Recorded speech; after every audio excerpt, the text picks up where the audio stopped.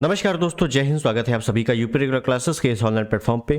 और अगर आप तैयारी कर रहे हो आरओ या आरओ एग्ज़ाम की, जो कि बहुत जल्द होने वाला है, ठीक है, तो उसके संबंध में हम लोग जो रिवीजन कर रहे हैं वो भी थ्योरी बेस में। एनवायरनमेंट हम लोग कवर कर रहे थे, ठीक है ना। एनवायरनमेंट का पार्ट हम लोगों ने शुरू किया था और एनवायरनमेंट में हम लोगों ने काफ़ी कुछ कवर कर लिया था। क्लास नंबर 3 है ये, 2 क्लासेस हुई हैं अभी तक, उसको आप लोग जरूर देख लीजिएगा। पूरा थ्योरी है, बहुत ही अच्छे से मैंने समझाया है उसको, ठीक है। इसकी प्लेलिस्ट अलग से बनी हुई है, जाके चेक कर लेना, ठीक। तो चलिए शुरुआत करते हैं सेशन की। उससे पहले चैनल पर नए हैं, सब्सक्राइब, वीडियो को लाइक और शेयर जरूर कर देना। तो पिछले टर्न पे हम लोग क्या कर रहे थे, उसी के आगे हम लोग कंटिन्यू करेंगे, ठीक है। थोड़ा बहुत पिछला देख लेते हैं, हम लोग क्या कर रहे थे, क्या कवर किया हम लोगों ने किया था जैव विविधता के स्तर।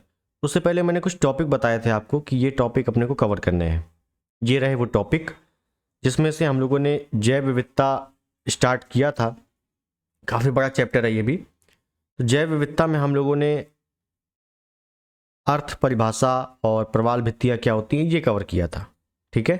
फिर हम लोगों ने जैव विविधता का स्तर कवर किया था, फिर जैव विविधता के प्रकार कवर किया था। फिर हम लोगों ने मेगा डाइवर्सिटी देश, जो मेगा डाइवर्सिटी देश होते हैं ये क्या होते हैं, क्यों इंपॉर्टेंट है, कौन कौन से हैं, ये सब कुछ हम लोग ने कवर कर लिया था, ठीक है। आज हम लोग कवर करेंगे जैव विविधता हॉटस्पॉट। बहुत इंपॉर्टेंट है, बहुत एग्जामों में आता है, चाहे वनडे एग्जाम हो चाहे आप पीसीएस दे रहे हो, जैव विविधता हॉटस्पॉट से प्रश्न आता ही आता है, ठीक है। तो यहाँ हम लोग कवर करेंगे, ठीक। तो हम लोगों ने जैव विविधता के स्तर कवर कर लिया था। क्या होता है, 3 प्रकार के होते हैं। फिर प्रकार अल्फा बीटा गामा क्या होता है, क्या इंपॉर्टेंट है, कैसे पहचानेंगे, सब कुछ कर लिया था। फिर उसके बाद हम लोगों ने मेगा डाइवर्सिटी देश, जिसमें से मेगा डाइवर्सिटी देश कितने हैं, 17 देश हैं, इनको भी हम लोगों ने कवर किया था, ठीक है। मैप में भी मैंने आपको बताया था, आपको याद हो तो अच्छी बात है, वरना मैंने आपको मैप में भी बताया था। ये देखिएगा, मेगा डाइवर्सिटी देश कितने हैं, 17 हैं, ठीक। इनको आपको रटना है अच्छे से। उसके बाद हम लोगों ने देखा था कि मेगा डाइवर्सिटी देश कहाँ पे नहीं है, तो यूरोप और अंटार्कटिका में नहीं है, ठीक है। उसके बाद हम लोग को करना था जैव विविधता हॉटस्पॉट, ठीक है। बस यहाँ तक हम लोग की चीज़ें हो चुकी थी। तो चलिए आगे कंटिन्यू करते हैं फिर। तो जैव विविधता हॉटस्पॉट क्या है, पहले ये देखेंगे, शुरुआत से देखेंगे।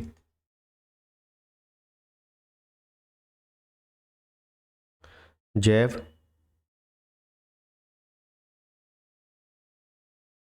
विविधता हॉट स्पॉट,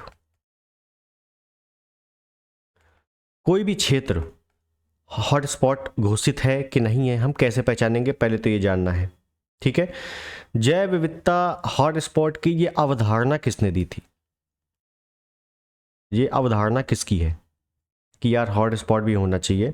तो नाम याद रखिएगा, नॉर्मन मायर्स, नॉर्मन मायर्स, ठीक है। ये यूके के हैं और जैव विविधता हॉटस्पॉट की अवधारणा इन्होंने 1988 में दी थी, ठीक है, 1988 में, 1988 में। अब जैव विविधता हॉटस्पॉट है क्या, और कोई भी स्थान है, समझिएगा, कोई भी स्थान है वो हॉटस्पॉट है कि नहीं, इसको कैसे पहचानेंगे, ठीक। और कोई भी अगर नया स्थान है वो जैव विविधता हॉटस्पॉट बनता है तो कैसे बनता है वो भी देखेंगे। तो जैव विविधता हॉटस्पॉट के मेजरली 4 फैक्टर होते हैं, समझिएगा, एक एक फैक्टर की बात करेंगे हम लोग। 4 फैक्टर होते हैं, जैसे कौन सा क्षेत्र जैव विविधता क्षेत्र हॉटस्पॉट कहलाएगा, ऐसा क्षेत्र जो आनुवांशिक, जातिगत जैव विविधता प्रचुर मात्रा में पाई जाती है। मैंने आपको बताया था स्तर 3 होते हैं, आनुवांशिक, जातिगत, पारिस्थितिकी। तो आनुवांशिक और जातिगत जैव विविधता जहां प्रचुर मात्रा में है वहां पर उसको हॉटस्पॉट घोषित किया जाएगा, ठीक है। तो पहले लिखते हैं कि ऐसा क्षेत्र जहां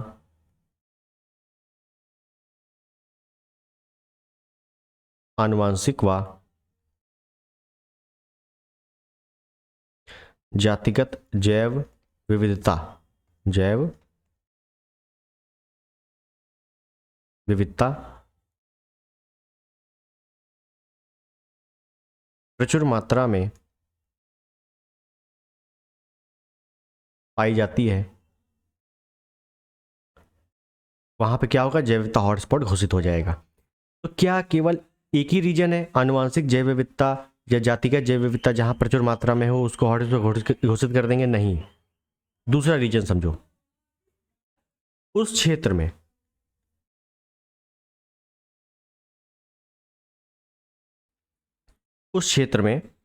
पेड़ पौधे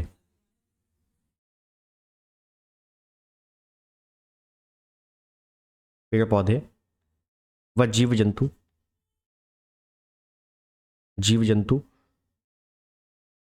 की 1500 से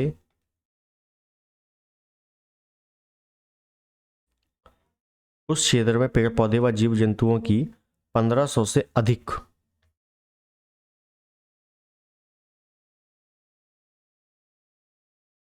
प्रजातियां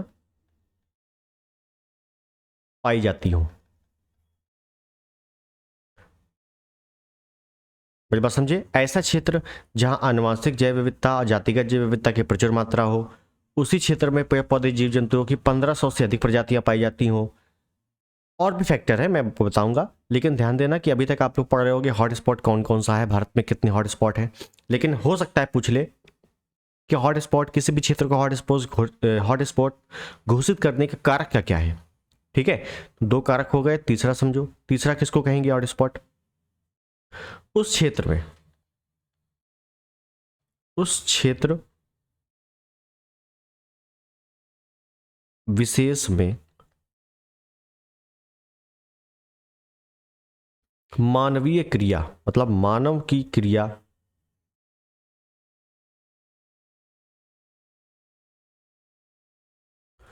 उस क्षेत्र विशेष में मानव क्रियाकलापों, पूरा लिखते हैं, मानव क्रियाकलापों द्वारा पर्यावरण व जैव विविधता को भारी क्षति पहुंचाई हो, भारी क्षति हुई हो। मेरी बात समझे? ऐसा क्षेत्र जहां पे मानव ने क्या किया हो, पर्यावरण को काफी नुकसान पहुंचाया हो, जैव विविधता को काफी नुकसान पहुंचाया हो। कैसे? मान लो वहां पे नदी है तो उसको काफी गंदा कर दिया हो, मान लो वहां बहुत सारे पेड़ हैं तो उसको काट दिया हो। ठीक है, मान लो वहां एक एरिया है तो वहां पे लगातार आग लगा रहे हो। तो ये सब क्या है, मानवीय क्रिया द्वारा पर्यावरण का नुकसान हो रहा है, क्षति हो रही है। जबकि वहां पे थे बहुत अच्छे, वहां पेड़ पौधे बहुत अच्छे थे, नदियां साफ सुथरी थी, बहुत अच्छा एनवायरनमेंट था, लेकिन मानव ने गड़बड़ कर दिया वहां पे। तो पहले तो अच्छा था, लेकिन मानव ने गड़बड़ किया है, इस वजह से उस क्षेत्र को हॉटस्पॉट घोषित किया जाएगा ताकि मानव आगे से दिक्कत ना दे। चौथा समझिएगा, लास्ट पॉइंट, ये इंपॉर्टेंट पॉइंट है। उस क्षेत्र विशेष में, किस क्षेत्र विशेष में जहां हॉटस्पॉट घोषित करना है, उस क्षेत्र विशेष में पेड़ पौधों व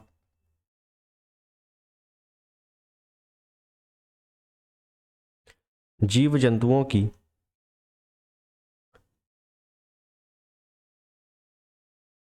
कम से कम एक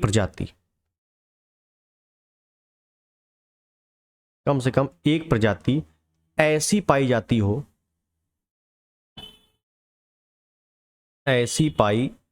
हो जो विश्व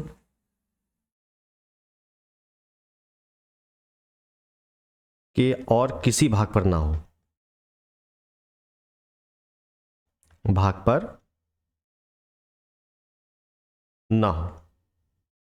ये इंपॉर्टेंट पॉइंट है। ठीक है, ये 4 पॉइंट, ये 4 पैरामीटर जहां लागू हो गए, उसी क्षेत्र को हॉटस्पॉट घोषित कर देंगे। आप कह दो कि भाई साहब मान लो हो सकता है 3 ही मिल रहे हो, इन 4 में से 3 ही मिल रहे हो, तो 3 अगर मिल रहे हैं तो उसको हॉटस्पॉट घोषित नहीं किया जाएगा। ये 4 मिलना बहुत इंपॉर्टेंट है। कौन कौन से 4 हैं? आनुवांशिक जातिगत जैव विविधता की प्रचुर मात्रा पाई जाती हो, पेड़ पौधे जीव जंतुओं की 1500 से अधिक प्रजातियां पाई जाती हों, मानवीय क्रियाकलापों ने वहाँ के पर्यावरण जैव विविधता को बहुत नुकसान पहुंचाया हो, और उस क्षेत्र में पेड़ पौधे जीव जंतुओं की कम से कम एक प्रजाति ऐसी पाई जाती हो जो पूरे विश्व में कहीं ना हो। अगर ये 4 पैरामीटर्स लागू हो रहे हैं तो उस क्षेत्र में उस क्षेत्र को हॉटस्पॉट घोषित कर दिया जाएगा। ठीक है, तो हॉटस्पॉट कब घोषित होता है कोई क्षेत्र, तो ये 4 आपको पॉइंट लिख देने हैं, बता देने हैं। ठीक है, अब देखते हैं कि भारत में कौन कौन से जैव विविधता है, सॉरी हॉटस्पॉट है। मैं यहीं पर लिख दूं भारत के हॉटस्पॉट। तो मैप में देख लें, मैप मान लो कुछ इस प्रकार मैं बनाऊं।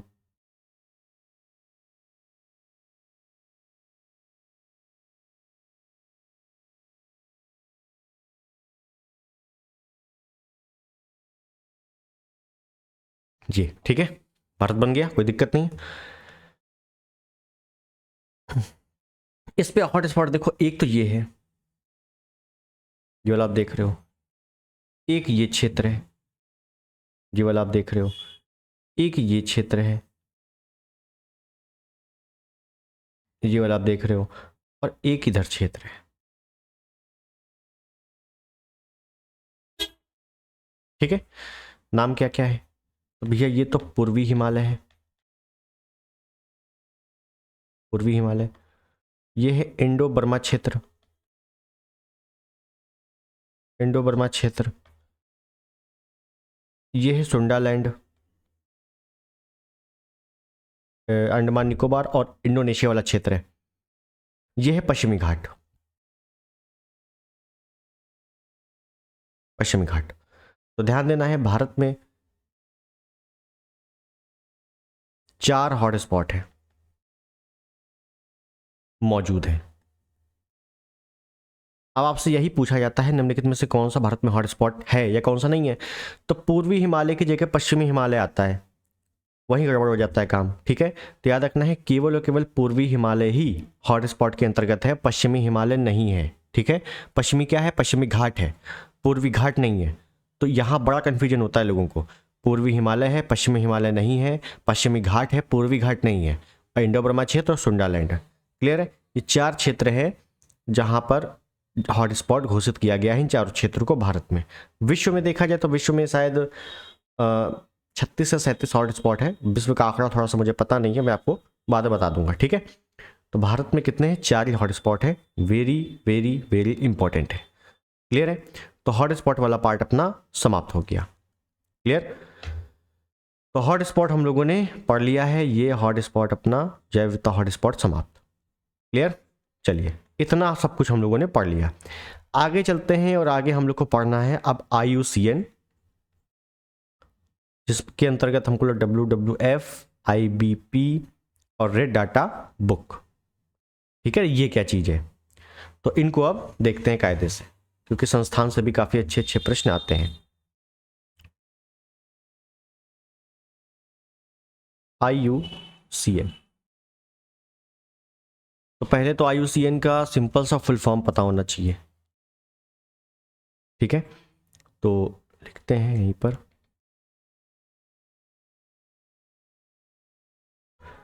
International union for conservation of nature and natural resources.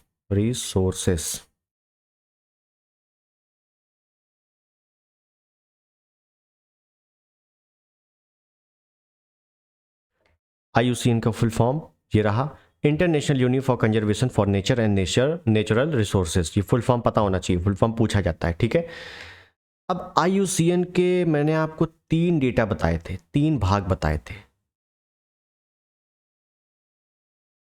एक बताया था WWF, एक बताया था IBP, एक बताया था red data book.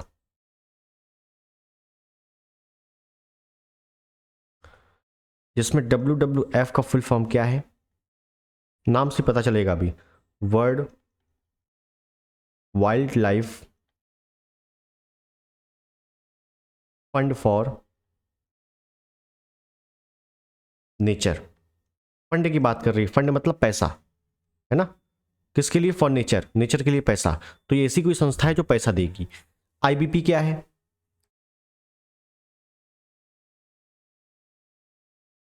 International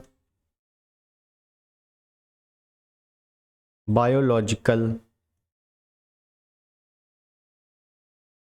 programme, international biological programme. और रेड डाटा बुक सिंपल है, इसका कोई फुल फॉर्म तो होगा नहीं, ठीक है। तो ये फुल फॉर्म तो पहले तो आपको रटे होने चाहिए।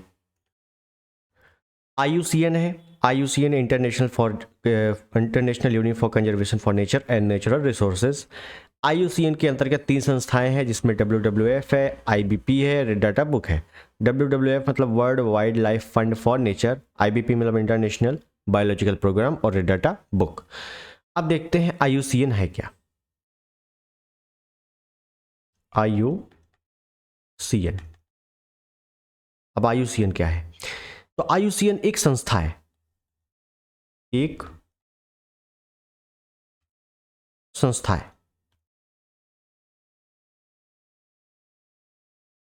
पेड़ पौधों,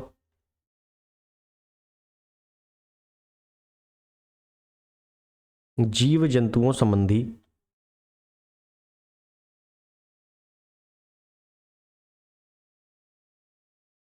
संरक्षण करने वाली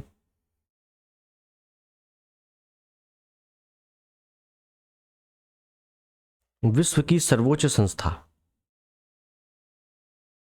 विश्व की सर्वोच्च संस्था है। मतलब कैसी संस्था है, ये पेड़ पौधे जीव जंतुओं का संरक्षण करती है वैश्विक तौर पे। तो पेड़ पौधे और जीव जंतुओं का संरक्षण करने वाली विश्व की सर्वोच्च संस्था का नाम क्या है निम्नलिखित में से, तो IUCN क्लिक कर देना है बस, ठीक है। अब IUCN आपको पता लग गया कि क्या संस्था है, तो पेड़ पौधे जीव जंतुओं का संरक्षण करती है वैश्विक तौर पे। इसकी जो स्थापना होती है, गठन होता है, कब होता है, गठन 1948, यहाँ पे सन इंपॉर्टेंट है, ठीक है। इसका जो हेडक्वार्टर है, मुख्यालय है, वो कहाँ पे है, वो है ग्लांड। ग्लांड कहाँ पड़ता है, तो ये पड़ता है स्विट्जरलैंड में, यूरोप, स्विट्जरलैंड, क्लियर है। अब इसके बाद एक संस्था है, मतलब संस्था समझ गए ना, IUCN सिंपल सा है, फुल फॉर्म पता करना है, गठन कब है 1948, हेडक्वार्टर ग्लांड स्विट्जरलैंड।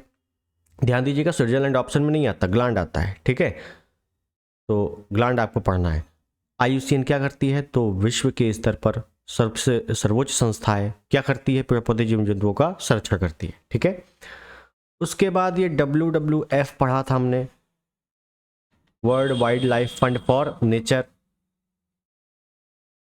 तो यह संस्था, ये भी एक संस्था है, यह संस्था IUCN के अधीन है, के अधीन है, मतलब अंडर में काम करती है उसके, ठीक है। इसका गठन कब होता है, इसका गठन बाद में हुआ है 1961 में, ठीक है। इसका हेडक्वार्टर कहाँ है, तो भाई उसी के अंडर में है, तो इसका भी हेडक्वार्टर वहीं पे होगा, ग्लांड स्विट्जरलैंड, क्लियर है। अभी संस्था करती क्या है, IUCN तो चलो संरक्षण करती है, लेकिन WWF क्या करती है, ये संस्था विभिन्न देशों के जैविक कार्यक्रम जो होते हैं उनको फंड या पैसा देने का काम करती है। जैसे एग्जांपल लो, भारत में टाइगर, प्रोजेक्ट टाइगर चला था 1973 में, तो प्रोजेक्ट टाइगर के लिए फंड किसने दिया था, WWF ने दिया था, ठीक है। तो ये इंपॉर्टेंट है, तो ऐसे लिख दें कि यह संस्था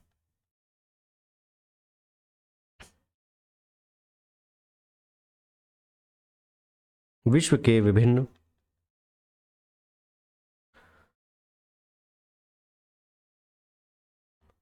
देशों के जैविक कार्यक्रमों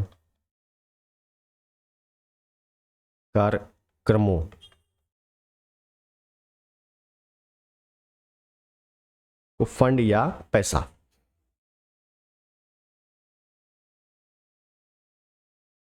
देने का काम करती है, ठीक है। मतलब मान लीजिए कोई देश है, कोई कह रहा है कि यार हमें ये संरक्षण करना है, हमारे पास उतना बजट नहीं है, कोई दिक्कत नहीं, WWF पैसा देगी, ठीक है, बस ये है। इसे लिख देते हैं, इसी संस्था कौन सी? WWF। इसी संस्था के सहयोग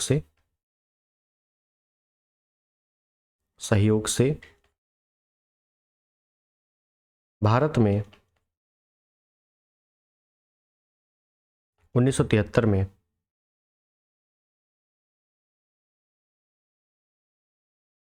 प्रोजेक्ट टाइगर प्रारंभ किया गया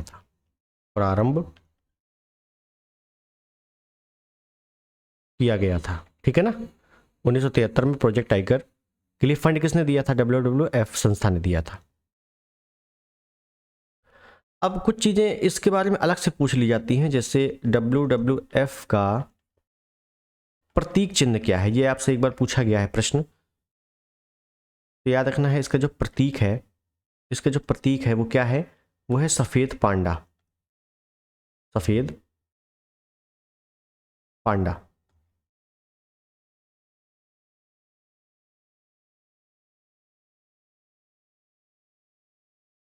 सफेद पांडा, ठीक है।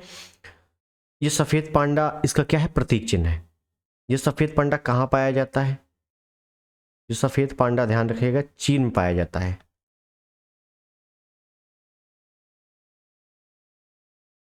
मुख्यतः ये चीन में पाया जाता है। शाकाहारी होता है। शाकाहारी होता है तो खाता क्या है फिर? बांस पत्ती, टीवी में देखा होगा, ठीक है। और हालांकि ये सफेद पांडा भी IUCN के रेड डाटा बुक में शामिल है।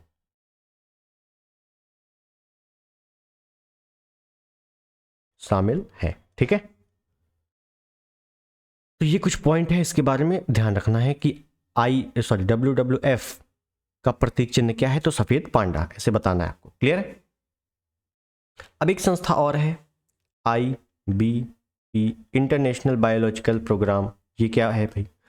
ये क्या करती संस्था? ध्यान दीजिएगा, IUCN के अंडर में ही है। WWF भी है, IBP भी है। इसका गठन 1963 में हुआ था। जो WWF है इसका गठन कब हुआ था? इसका गठन हुआ था 1961 में, और इसका गठन हुआ IBP का 1963 में, 2 साल बाद। इस कार्यक्रम में होता क्या है? तो विश्व के अलग अलग देश है, अगर कोई जैविक कार्यक्रम चला रहा है तो उसके लिए फंड कौन प्रोवाइड करेगा? WWF। लेकिन अगर जैविक कार्यक्रम चला रहा है उसमें टेक्नोलॉजी की कुछ अगर सहायता चाहिए, टेक्नोलॉजी, तो उसके लिए काम कौन करेगा? IBP काम करेगी। ठीक है, बस इतना ही काम है, तो ऐसे लिख देते हैं, इसका गठन 1963। इस कार्यक्रम के तहत कौन सा कार्यक्रम? इंटरनेशनल बायोलॉजिकल प्रोग्राम है ना, तो प्रोग्राम मतलब कार्यक्रम के तहत विश्व के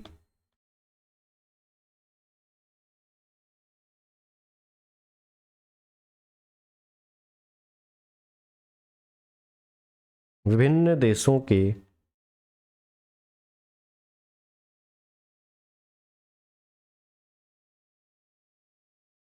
जैविक कार्यक्रमों को तकनीकी सहायता प्रदान की जाती है। किसके तहत? इंटरनेशनल बायोलॉजिकल प्रोग्राम कार्यक्रम के तहत। ठीक है, तकनीकी सहायता दी जाती है। देखो लिखा है ना, तकनीकी सहायता प्रदान की जाती है, बस यही इंपॉर्टेंट है। ठीक, फंड कौन देता है? WWF। तकनीकी सहायता कौन देती है? IBP। क्लियर है? तो IBP और WWF ये दोनों संस्था इंपॉर्टेंट है, और IUCN के बारे में तो कई बार आ चुका है। तो हमने क्या क्या देख लिया? मिट कैसे गया?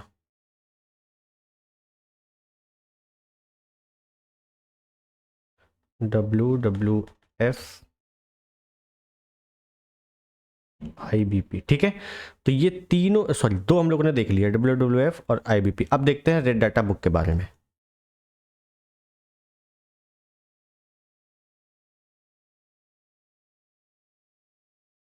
Red data book. अब ये रेड डाटा बुक क्या है? लाल किताब,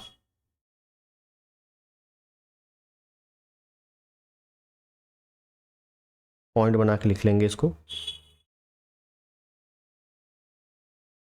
तो देखिए पहली बात तो रेड डाटा बुक भी IUCN के अंतर्गत है। IUCN संस्था 1964 से प्रतिवर्ष जारी करती है। मतलब रेड डाटा बुक क्या है? रेड डाटा बुक जारी कौन करता है? IUCN। कब? 1964 से हर साल जारी करती है ये, ठीक है। तो ये आपको ध्यान रखना है। आपसे पूछेगा कि प्रति वर्ष जारी होती है, प्रति 2 वर्ष में जारी होती है, प्रति 5 वर्ष में जारी होती है। ध्यान रखना प्रति वर्ष जारी होते हैं। इसमें होता क्या है रेड डाटा बुक में? हालांकि इसकी 9 कैटेगरी है, इसकी 9 कैटेगरी है, हालांकि उतने डिटेल अपने को पढ़ना नहीं है। इसमें उसको शामिल किया जाता है, ऐसे पेड़ पौधे जीव जंतुओं को शामिल किया जाता है इसकी सूची में, इसकी लिस्ट में, जो विलुप्त हो चुके हैं, विलुप्त होने की कगार में है, या संकटापन्न है, मतलब संकट में है कि होने आने वाले समय में ये विलुप्त हो जाएंगे, तो उनको इसमें शामिल किया जाता है। इसके 9 स्तर हैं, 9 कैटेगरी या 9 स्तर हैं, उस पर रखा जाता है। 9 स्तर को अपने को इतना डिटेल नहीं जानना है, अपने को PhD नहीं करनी एनवायरनमेंट में, ठीक है भाई, इतना जानना है। तो हम जैसे लिख दें कि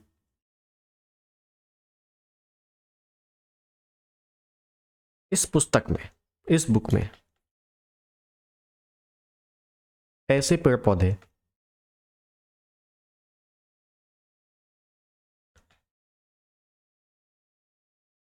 या जीव जंतु शामिल होते हैं जो विलुप्त हैं या विलुप्त होने की कगार में है, या संकटापन्न है, ठीक है। जैसे एग्जांपल ले लें, कुछ शामिल है क्या? बिल्कुल शामिल है। जैसे बाघ है, शामिल है। गिद्ध, तो गिद्ध तो भाई कम हो ही रहे हैं। उसके बाद एक डायनासोर जैसे हो चुका है, डायनासोर हो चुका है, ठीक है ना, वो भी शामिल है इसमें। चंदन के वृक्ष भी शामिल है, चंदन का पेड़। हॉर्नबिल पक्षी है एक, हॉर्नबिल पक्षी कहाँ पे? नागालैंड में है ना, हॉर्नबिल महोत्सव मनाया जाता है इसी वजह से वहाँ पे। तो ये सभी क्या है? ये कोई ना कोई विलुप्त है या विलुप्त होने की कगार में है, विलुप्त हो चुका है, संकटापन्न है, ये सभी शामिल है इसमें, ठीक। तो ये भी आपको समझ में आ गया, ठीक है। तो ओवरऑल हम देखें अगर अपने एक सिलेबस वाले चार्ट में, तो हम लोगों ने ये पूरा पढ़ लिया, IUCN, WWF, IBP और रेड डाटा बुक कंप्लीट। अब अपने को क्या करना है? अब अपने को करना है जैव विविधता का संरक्षण, ex-situ और in-situ। ध्यान रखिएगा, ये ex-situ और in-situ ये क्या है, तो अब इनको देखते हैं। उसके बाद अपना 2 पार्ट बचेगा, भारतीय स्तर पर और विश्व स्तर पर, जिसमें से भारतीय स्तर पर सबसे बड़ा है, फिर अपने को पूरा देखना पड़ेगा। इसमें प्रोजेक्ट टाइगर, हाथी परियोजना, गिद्ध परियोजना, मगरमच्छ परियोजना, गंगे डॉल्फिन परियोजना, तमाम परियोजनाएं इसमें आएंगी, ठीक है। तो देखते हैं, तो जैव विविधता का संरक्षण पहले देखते हैं, ठीक है। तो इस पर एक चार्ट बना के देख लें सिंपल सा, जैव विविधता का संरक्षण। तो जैव विविधता का संरक्षण जैसा कि मैंने बताया कि 2 तरीकों से है। एक बोलेंगे जिसको अंतः स्थान संरक्षण, और एक बोलेंगे जिसको बहिर्स्थान संरक्षण। हिंदी से तो आपको कायदे से पता चल रहा होगा, इसको बोलेंगे इन सीटू, ठीक है। इसको बोलेंगे एक्स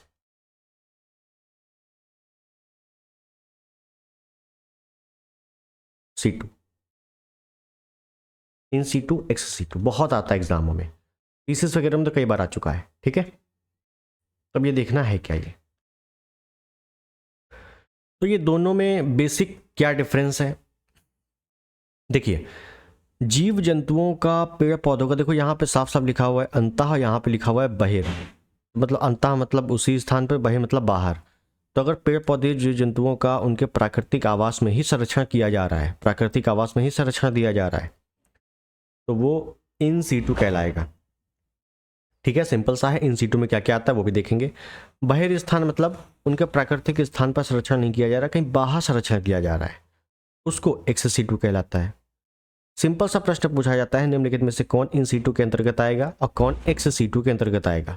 अभी तक इतना ही प्रश्न बना है। ठीक है, तो पहले लिखते हैं उसके बाद समझेंगे। तो जीव जंतुओं या पेड़ पौधे, पेड़ पौधों का उनके प्राकृतिक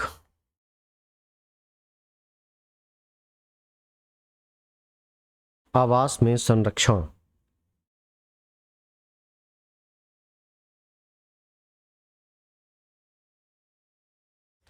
अंतः स्थान संरक्षण कहलाता है। ठीक है ना। बाहिर स्थान क्या है, जीव जंतु या पेड़ पौधों का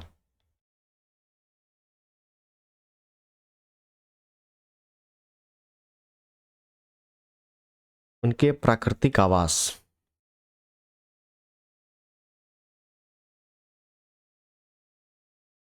ये बाह्य संरक्षण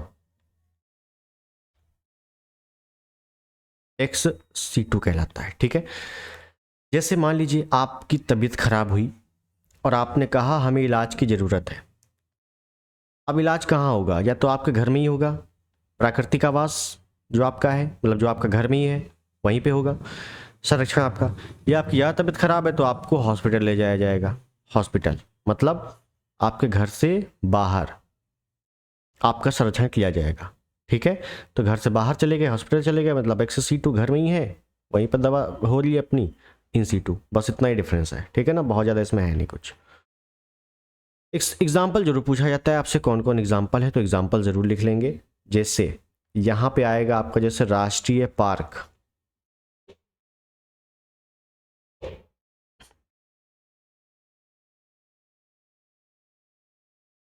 अभयारण्य, बायोस्फीयर, बायोस्फीयर रिजर्व, आर्द्र भूमियां, आर्द्र भूमियां ऐसा थोड़ी ना है कि बना दी जाती हैं, प्राकृतिक है वो तो। ठीक है, ये सब। और इसमें एक्स सीटों में क्या क्या आएगा, जैसे वनस्पति पार्क, सफारी पार्क,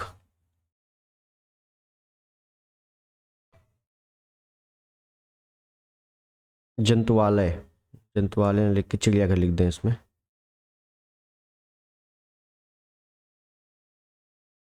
चिड़ियाघर तो बनाया जाता है ना अलग अलग शहरों में, ऐसा तो है नहीं प्राकृतिक होता है वो।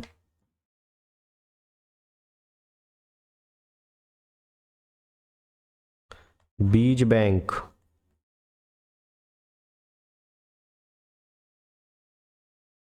बीज बैंक, जीन बैंक, ये सब। ठीक है, तो ये सब आपको एग्जाम्पल याद रखना है कि राष्ट्रीय पार्क, अभयारण्य, बायोस्फीयर, आर्द्र भूमियां, ये सब इन सीटों में आएगा। एक्स सीटों में वनस्पति पार्क, सफारी पार्क, चिड़ियाघर, बीज बैंक, जीन बैंक, ये सभी एक्स सीटों में आएगा। ठीक है, ये आपको बहुत इंपॉर्टेंट है, सिंपल सा यही पूछा जाएगा आपसे, इन सीटों में कौन कौन आता है और एक्स सीटों के अंतर्गत कौन कौन आता है। एग्जाम्पल सही प्रश्न बनते हैं, बात खत्म। क्लियर है।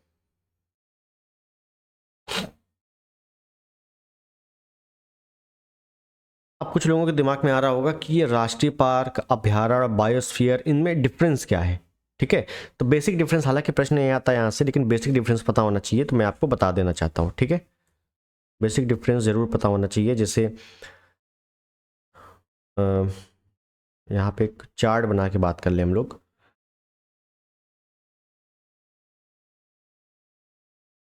पहले बात करें राष्ट्रीय पार्क,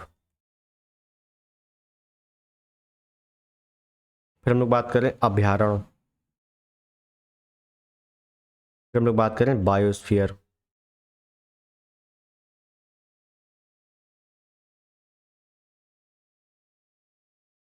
ठीक।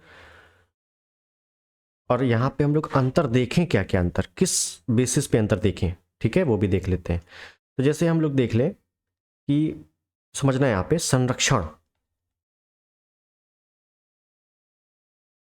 और बल।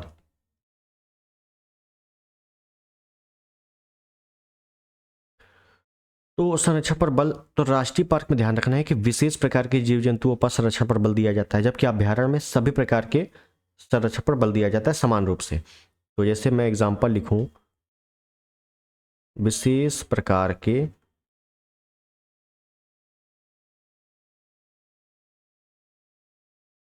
जीव जंतुओं के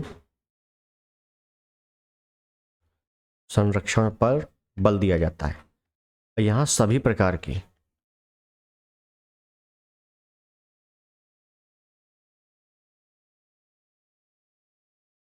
जीव जंतु के संरक्षण पर बल दिया जाता है।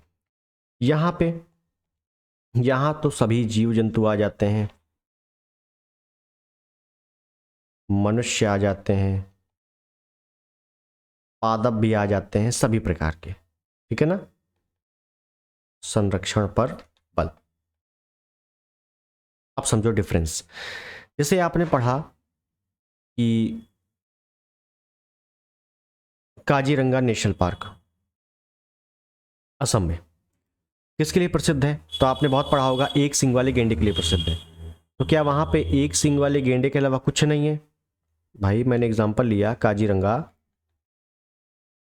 एक सींग वाले गेंडे के लिए प्रसिद्ध है, ठीक है। तो क्या एक सींग वाले गेंडे के अलावा कुछ नहीं वहां पे? भाई वहां तो बहुत सारे हैं ना, वहां पे आपके बाघ भी है, वहां पे तमाम तरह के अलग अलग जीव जंतु भी, पेड़ पौधे भी है, हिरन वगैरह सब कुछ है। लेकिन संरक्षण किस पे, विशेष विशेष संरक्षण किस पे? एक सींग वाले गेंडे पे। तभी वो क्या हो गया, राष्ट्रीय पार्क हो गया। जबकि अभ्यारण्य में ऐसा नहीं है, सभी पर समान रूप से बल दिया जाता है, सभी को संरक्षण प्रदान किया जाता है, ठीक है। तो ये ध्यान रखना है आपको। तो ये बेसिक डिफरेंस है इसमें। आगे देख लेते हैं थोड़ा और। गठन, गठन अगर पूछ ले मान लो, गठन कौन करेगा? तो जो राष्ट्रीय पार्क का गठन करते हैं वो केंद्र सरकार करती है, केंद्र सरकार करती है। इसका राज्य सरकार करती है, राज्य सरकार।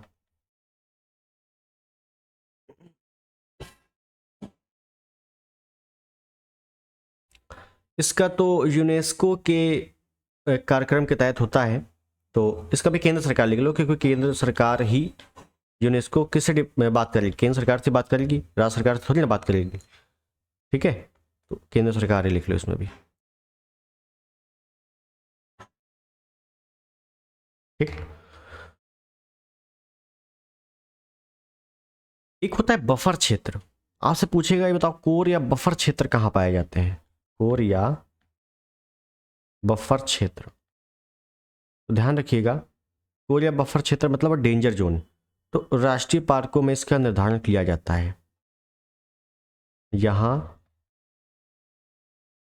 निर्धारण होता है कहाँ, राष्ट्रीय पार्क में, किसका, कोर या बफर क्षेत्र का। यहां नहीं होता,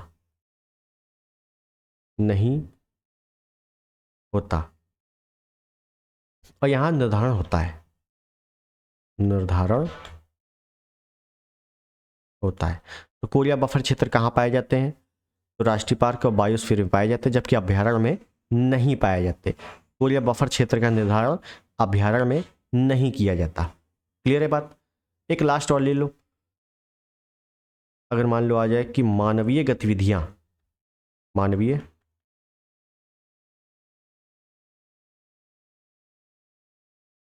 गतिविधियां मतलब मानव कहाँ घूमेगा आराम से, यहाँ पे राष्ट्रीय पार्क में प्रतिबंधित है।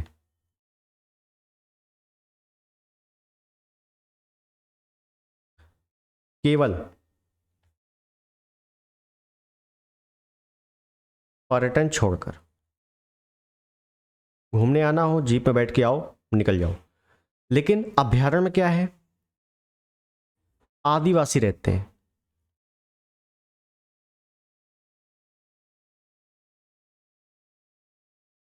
मतलब मानव गतिविधियां होती हैं। मानव कहीं भी घूम सकता है इसमें, खुले में मानव गतिविधियां हैं। और आदिवासी यहाँ पर रहते हैं। मान लीजिए पहले से कोई आदिवासी रह रहा है तो उसको हटाया नहीं जाएगा। लेकिन हाँ, ऐसा नहीं होगा कि हम जाके वहाँ पे घर बनाने लगे, वो नहीं होगा। अगर मानव आदिवासी मान लीजिए पहले से कोई रह रहे हैं तो ठीक है, रहने देंगे, लेकिन वहाँ पे कोई ऐसे जाके घर नहीं बना सकता अपना। क्लियर है, ये ध्यान रखना। और यहाँ पर बायोस्फीयर में यहाँ मनुष्य संरक्षण पर बल होता है, बल होता है, मतलब मानो यहाँ पे रह सकता है, कोई दिक्कत नहीं है। ठीक है, तो ये कुछ बेसिक पॉइंट है जो आपको ऐसे ओरली समझना है। आता वाता नहीं है ऐसे प्रश्न, बस आपको बेसिकली पता होना चाहिए कि डिफरेंस क्या है, बेसिक डिफरेंस क्या है। तो मैंने आपको कुछ पैरामीटर्स के हिसाब से डिफरेंस बता दिए, संरक्षण के बल के आधार पर, गठन के आधार पर, कोर या बफर क्षेत्र के आधार पर, मानवीय गतिविधियों के आधार पर। ठीक है, तो ये हमारा कंप्लीट। तो ओवरऑल जैव विविधता का संरक्षण एक्स सीटू इन सीटू हमारा हो गया कंप्लीट। अब बचता है भारतीय स्तर पर जैव विविधता का संरक्षण और विश्व स्तर पर जैव विविधता का संरक्षण। अब मेन हमारा पॉइंट या चैप्टर शुरुआत हुई है, क्योंकि इस पे हम लोग मतलब तमाम तरीकों की चीज़ों को देखेंगे और अपने को बेसिकली मतलब भारतीय स्तर पर जैव विविधता का संरक्षण में ही पढ़ना है। जैसे हम एग्जांपल लूँ, जैसे बाघ परियोजना सबसे पहले हम लोग शुरू करेंगे, फिर हम लोग हाथी परियोजना देखेंगे, लाल पांडा परियोजना है, फिर ZSI BSI ये भी आपसे पूछा जाता है। ठीक है, zoological survey of India, botanical survey of India, फिर हंगुल परियोजना है, कस्तूरी मृग परियोजना है। और जब ये परियोजनाएं देखेंगे तो हमको जो भारत के राष्ट्रीय पार्क या अभ्यारण्य है, राष्ट्रीय पार्क, टाइगर रिजर्व जो इम्पोर्टेंट है, और अभ्यारण्य, ये सब कुछ हम लोग देखते हुए चलेंगे। अलग से इनको पढ़ने की आवश्यकता नहीं पड़ेगी, इसी में देखते हुए चलेंगे। ठीक है, गिद्ध परियोजना है, गांगे डॉल्फिन परियोजना है, जैव विविधता का संरक्षण की तिथियां हैं, तिथियां इंपॉर्टेंट है। जैसे जैव विविधता 22 मई को मनाया जाता है। ठीक है, पृथ्वी दिवस हो गया, तमाम तरीकों के हैं। और जैव विविधता सम्मेलन कब होता है, नैरोबी वगैरह में होता है, तो कैसे क्या होता है वो भी बात करने वाले हम लोग लास्ट में बात करेंगे। ठीक है, 22 मई 1992 को हुआ था जैव विविधता सम्मेलन। ठीक, तो वो सब हम लोग बात करेंगे अगले टर्न पे। तो यहाँ तक अगर वीडियो पसंद आया हो, चैनल पर नए हो, सब्सक्राइब कर देना, वीडियो को लाइक कर देना, शेयर कर देना। मिलते हैं अगले वीडियो में, तब तक के लिए नमस्कार, जय हिंद, वंदे मातरम।